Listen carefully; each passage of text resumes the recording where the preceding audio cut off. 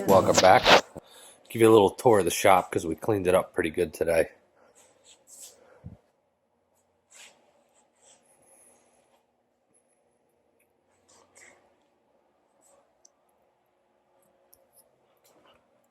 This is the OBXT we're working on. This is getting the supercharger. You can see it used to be red. We started peeling some of that dip off. The gold and the black is paint on top of dip, which is going to prove to be a little problematic. You can see I've done the engine bay, got painted black, the underneath as well. We've got the trans back there in the corner, that's black as well. And you can see some of the, I'm probably going to have to go back over this black on the motor. I'm starting to pull some of the tape off. I put the tape there just to protect everything while I was doing a lot of the welding for the manifold, because I did that right over top of it. Because if I didn't do at least the tack welds on the engine, it would not have sat flat. There's no way I could have jigged it up on the floor, because these are actually offset a little bit. When you put the manifold on the floor, it doesn't really sit as flat as it does when it's on here. This is the manifold, all finished up. It's ready to get some high temp. You can see on there, there's almost like a Bondo. That's actually lab metal. I sanded that down a little bit, and when I went to wipe it with acetone, I found out that acetone is basically the same thing as the lab solvent. So it grayed up a little bit, whereas before it was kind of shiny.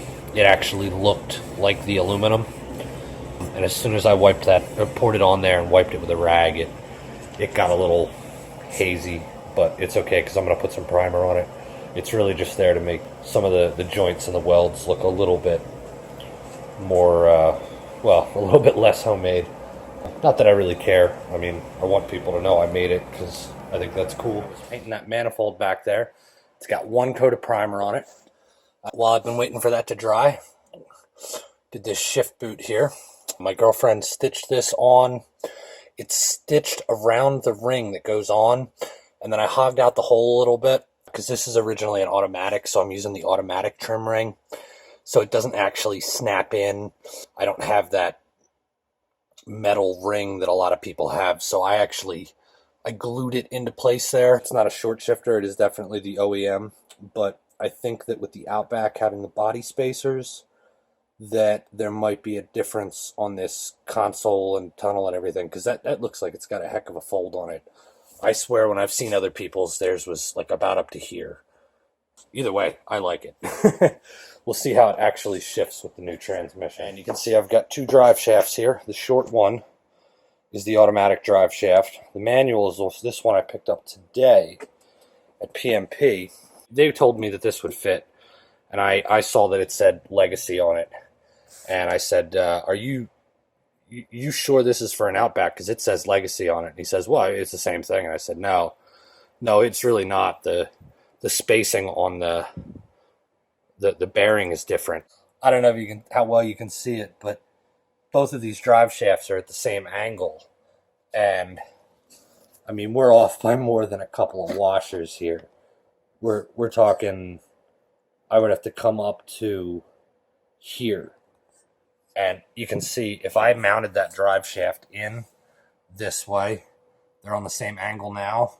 If I lift that up to here, this drive shaft is like at an angle. So it's going to spin the whole time. It's going to wear the U-joints out in like a day if I have that on there like that. I may just make them get me one, because their policy is no refunds, only exchanges, and they let me pay for it even though they knew it wasn't the right part. Well, next time, guys. I've got the seats installed. What you see is about what you get. I'm going to leave the front is pretty much stock looking, with the exception that you're looking at black paint right here instead of carpet. I think that the floor mat just being trimmed around that works just fine. I put all these rubbers and everything back in. Nothing in the back, but I shaved 357 pounds off this car. So I think it's pretty worth it to have it only have interior for basically the cockpit. We've got some blue on this manifold here. I think this is looking pretty awesome. So that is going to be my custom manifold. Motor's got to go back in, trans in. The project for tomorrow is going to be to break this thing down. I've done so much shaving of aluminum and other, steel parts and everything to make the brackets and cutting. And I did most of that back here with the saw in the corner. So just in case I got any debris on here, I want to pull the valve cover gasket, or pull the valve covers off, do the gaskets on those. I'm going to pull the pan and clean up the dipstick tube. I'm doing an oil cooler delete. Since last time, I've gotten quite a bit done. Got the motor taken apart, cleaned out the inside of it, took the pan off, regasketed that. New valve cover gaskets, touched up the paint up here because when I initially did this, I did not use the high temp primer. Usually when I do valve covers and calipers and stuff, I haven't needed it, but after doing some of the welding and having tape on that black, some of it didn't stick very well. So I went over everything with a wire brush. Anything that came loose got primered over. Got a nice heavy coat of black on there. That should dry up real nice. I'm also going back over this crossover pipe because when I put tape on it to cover it from when I was fabbing up the welds, the tape pulled some of it off. So same thing with that. This is my air conditioning compressor mount. You can see it's been trimmed out quite a bit right in this area to fit around the supercharger brackets that I've made. This is a modified bracket for the power steering that I'm using for the alternator. The way this car came from the factory, the alternator would mount here, and it would squeeze. It would be on the inside and outside, and the bolt would squeeze one of the things in on this side. What I've done here, the spacing for this hole, if the alternator mounts on the inside of that hole with one washer, it spaces it perfectly with the crank for the 8-rib pulley. So what I then did, chopped a piece off of this random bracket I had that I don't need anymore. I think it was a fuel line bracket. What I did is I chopped that. I bolted the alternator up until it was in the correct plane where I needed it. Once I had that there like that, slid this on, tacked it in place in the corner here. And then once I took it off, I welded this all the way around. This is aluminum, by the way. So I'm really glad to be able to weld that kind of stuff. I didn't always used to be able to. Next up is going to get some more paint on this. I was going to try and do some of the exhausts today, but in order to get the exhaust as high up as I possibly can, but I want to have the drive shaft in place. I'm working on getting the correct one for that tomorrow. Here are two headers. This is the first one I bought. It fit like complete ass. It was off by like 4 inches. The spacing was completely off. It hit the oil pan here, and this was like that far off from where the engine is. This one actually fits pretty decently, except it did crack my up pipe. Also, I am really not happy with the size of this. That is just tiny. It's about 1 3/4 inches. And this one is more like 2 1/4. So what I'm going to end up doing is chopping this here, and we're just going to go a 3-inch oval. I've got the motor all clean. Everything that is on there is going to stay. Once it's in the car, I'm going to worry about my actual fuel lines. I'm paralleling the system. Originally, they used to run the fuel lines down between these runners, and then you'd have one go into here. It would come out the other side, and then it would feed this cylinder, and then come out the other side, and then finally it would go all the way back to the return. That's asinine. The last cylinder gets starved, and you can up your horsepower capabilities, safely by, I don't know, about 50 horsepower probably, just by having the fuel system parallel. That way no cylinder gets starved. But I'm going to wait to do that until I'm in the car so I can see exactly where these fuel lines here are going to need to go. This is my 04 STI regulator. There used to be a very convoluted setup here. It pretty much took up this entire section of the firewall. Last night, since the last episode here, we've gotten our air-to-water intercooler mounted. I had to do a little trimming in here so that I could get it real good. I cut that out with some tin snips, hit it up with a hammer, and painted everything black again.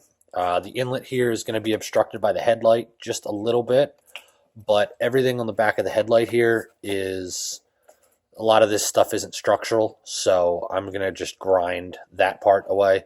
As long as I don't get into the actual housing or touch the light bulb, it should be just fine. We've got a mount right here. There's also another mount right here. It's got a pretty good clearance at the bottom. Nothing should rattle. It is mounted very securely. This is right here is going to be our in. That's going to come from right here on the Supercharger. I'm going to have the actual tensioner is going to be with this pulley here. It's going to push it this way to get lots and lots of belt wrap on that pulley so it doesn't slip. The plan with this, I'm going to make a bracket that's going to go from the back of this alternator ear. It's going to connect over here and take up the space of these washers. So I'm going to have an almost straight, I'm not sure if I'm going to use a tube, angle iron, or flat steel yet, but almost a straight piece that's going to come over to here and then down, mount to this. That's going to give me my third alternator bracket so that it doesn't have any more wiggle. I've got the two ears at the bottom that holds it nice and firm as far as forward and back, but it does have a pivot to it, so it needs a third mount. So we're going to do that, and then once I have a bar that goes across there, we're going to actually tie into that bar, and I'm going to do, see how this slides the pulley on a slot? I want to do something similar to that here, and I want to have this be able to slide this way so that this will be tight, this will be loose, and I'll make it so that it can just about come up and, not touch that pulley, just in case we have any flex room, but, probably from here to here is going to be like my range of tension. It's going to be a pain in the butt trying to find a belt for this. I'm going to have to measure, and I'm going to have to find a belt that works for a 5-rib, but it's going to have to be something that is also available in an 8-rib, because when I get the boost figured out on this, I'm going to get another pulley that is actually going to be as wide as these. For now, we're going to use a 5-rib, and 3 of these just won't get used on these two. And then it just won't ride all the way out on the idlers, but it will use all 5 of these ribs. And then in the future, we're going to get an 8-rib pulley here, and it will hold this whole belt. Right now, I've just been using the back guide here. It just it bottoms out on that, so that lets me know that I'm in line with everything else. And that's been enabling me to, just kind of tilt in, tilt out, see if there's anything that's sitting like this. And then, obviously that's an alignment issue. So I've been using washers and everything to just space everything out. I'm doing what I can with what I have. These are actually just some spares that were laying around. A buddy of mine gave them to me really cheap from his, these are from a Bug Eye motor. These are for the timing belt. I am working on making a tensioner and an alternator bracket for this third ear. It's already got 2 mounts at the bottom, but it still pivots. It needs to have a third one to lock it. The plan was originally to take a piece of the original intercooler bracket. I've trimmed it to go around the alternator here so it fits real nice against the case, and it shoots out under here. I originally was hoping to do just a piece, something like this, and tie it into the bolt back here with just a longer bolt for that. But that's going to be fine as far as an alternator mount, but this is not a big enough piece of metal for me to slot to make a tensioner out of. So what I'm going to do is I'm going to make a rough bracket there, and then sticking off the bracket with a spacer behind it so there's room for the tensioner to slide back and forth. What that's going to do I'm going to have a pulley on here that is going to have a plate, and I'm going to be able to slide it on the bolt in and out, and this will be the tension of the belt. As crazy as this sounds, I'm looking for a nice piece of flat steel, and I don't have anything without running out, but I have this brake pedal that I've been trying to sell. Nobody seems to want it, even if I practically give the thing away. So what we're going to do is we're going to chop this, like right here. I'm going to unbolt this from the back and chop that off about here. And then this is going to get a slot in it, and the tension is just going to be like this. So there'll be a bolt going through there. You'll tighten that up, and that'll be the tension. I'll have a good lock washer on there. And yeah, so using Subaru parts to make Subaru parts. Now, I've gone a step further with this bracket. We originally started out with just this piece here in the back. I have now added the piece of the brake pedal, filled in the 2 holes, just welded them up. We've got I believe it's a 9/16 socket here, and 2 bolts that are just welded together. One of them had a washer built into it, which enabled me to be able to swivel this until I got it just where I wanted on this end. And then I welded the socket in. This thing fits on here pretty good. That sits just like that. And this now gives us a nice arc for the pulley here.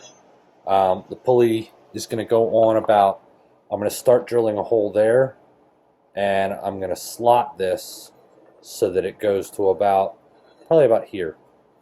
Because that on here is going to be from about here to like here. Next time we come back, I'm going to take this piece here, and we are going to have I'm going to drill a bunch of holes here that are almost touching each other, and then I'm going to go ahead and ream through. It'll be kind of like a dotted line, a serrated edge.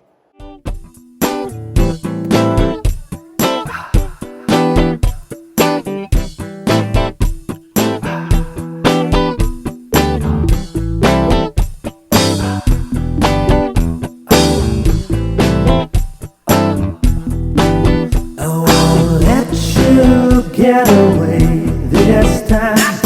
No more saying one more time. To hurt my heart should be ground. This time it's your turn to cry. Line by line they're coming clear. What I soon say will break your ears. Rehearsed